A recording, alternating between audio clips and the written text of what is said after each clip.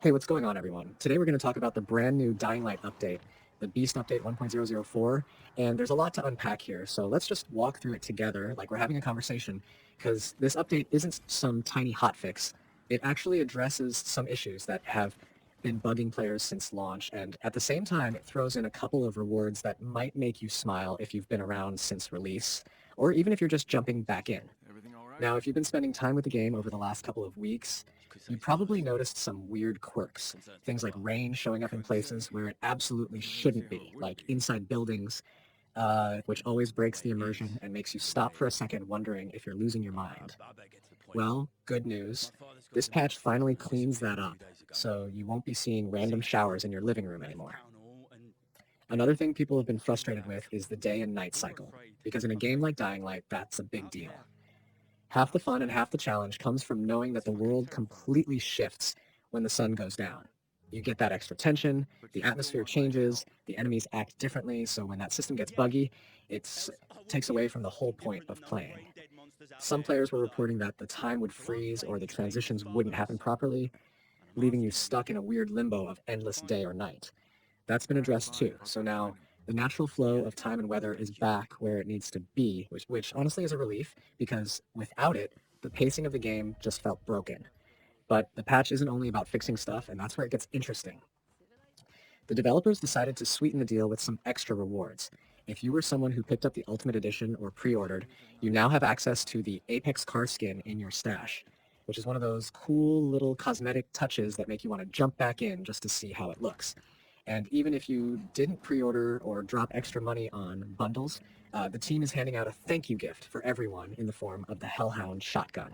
This thing is waiting in your stash, and it feels like a solid gesture from the devs acknowledging that players have been putting up with bugs and waiting for fixes. On top of that, if you played during the launch weekend, you should also have the Burning Wolf Axe. So your stash is getting pretty stacked just from being part of the early community. Of course, like with any update, not every single issue in the game is magically solved. There are still some lingering bugs, and the developers have been transparent about that. One of the more common complaints has been about deluxe or ultimate edition content not appearing correctly, especially on consoles like the PS5. Um, Sometimes items just don't show up in your inventory or stash, even though you're supposed to have them. A temporary workaround people have been using is to restart the game completely or even restart the console itself, and for some players, that clears up the problem. It's not a perfect fix, but at least it gets you your content until the devs patch it up more thoroughly. Then there are still performance hiccups, visual glitches, the occasional disconnections, frame drops here and there. And while these don't completely ruin the experience, they definitely add up if you're playing for long sessions. But the important part is that the team is acknowledging these issues and working through them step by step. It This must be update raining. feels like a signal that they're committed to tightening the game and not just letting it coast after launch. Now, what makes this interesting is the What timing. the hell did you Though the do? Beast update itself already gave players a huge chunk of content to work with, so patch 1.04 is more like a polish pass on top of that. It's about taking that fresh excitement and making sure it isn't spoiled by technical headaches. And in the broader picture, it shows that the devs are paying attention to feedback in real time. Players complained about rain indoors and the day night cycle, and those were two of the very first things they tackled. That kind of responsiveness goes a long way in keeping a community engaged.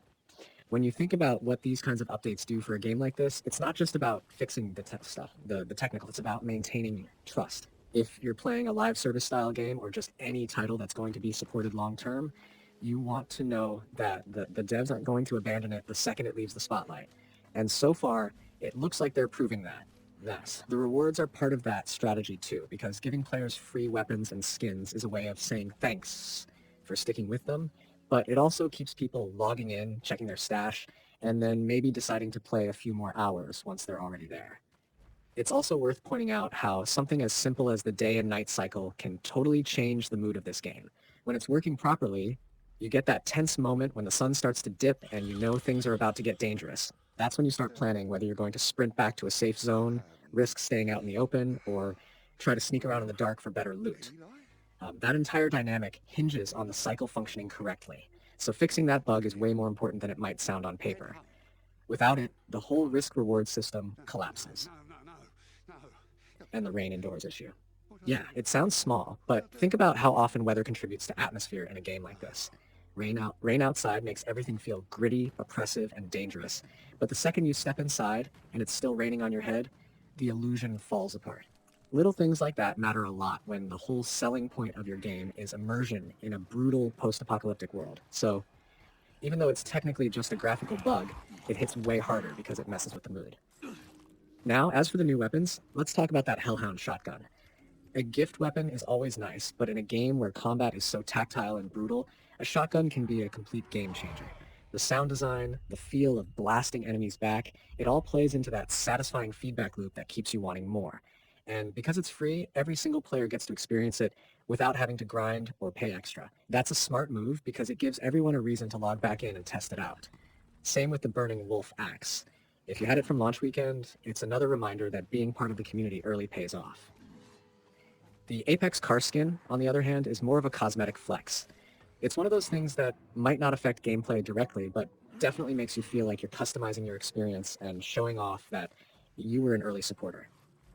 In a world where personalization is such a big deal, especially in multiplayer settings, having that skin can make you feel just a little more invested in the game. So where does this leave us? Well, Update 1.004 isn't the end of the road. It's one step in what's probably going to be a long series of patches and content drops. The game is still young, the community is vocal, and as long as the devs keep listening and acting quickly, there's a good chance this game maintains its momentum for months, if not years. But it also puts some pressure on them, because once you set the expectation that you'll fix issues promptly and reward players along the way, people are going to hold you to that. Looking at the big picture, I think this patch shows a really healthy loop of communication between the devs and the players. You had people on forums and social media talking about what wasn't working, and instead of ignoring it, the devs addressed it directly in the patch notes. So technically, that kind of transparency is key in the modern gaming landscape, where people are quick to lose patience if they feel ignored. And honestly, it's refreshing to see an update that doesn't just feel like a list of bug fixes buried in some corporate patch log. By tying in rewards like the Hellhound Shotgun, they're making sure the patch feels celebratory rather than just corrective. It's like saying, hey, we fixed some stuff, but we also want you to have a good time while you're checking it out. That's the kind of energy that keeps the player base active instead of drifting away. So if you've been waiting for an excuse to jump back into the game, this patch might be it. Even if you weren't affected by the bugs personally, the free gear and smoother gameplay are worth checking out. And if you were one of the people annoyed by indoor rain or busted day cycles, you'll finally be able to play without those headaches. The bottom line is that Update 1.04 for Dying Light the Beast is one of those patches that might not sound flashy at first, but once you realize how much it impacts the core experience, it's actually a really big deal. And it's proof that the team is taking feedback seriously, which bodes well for the future of the game.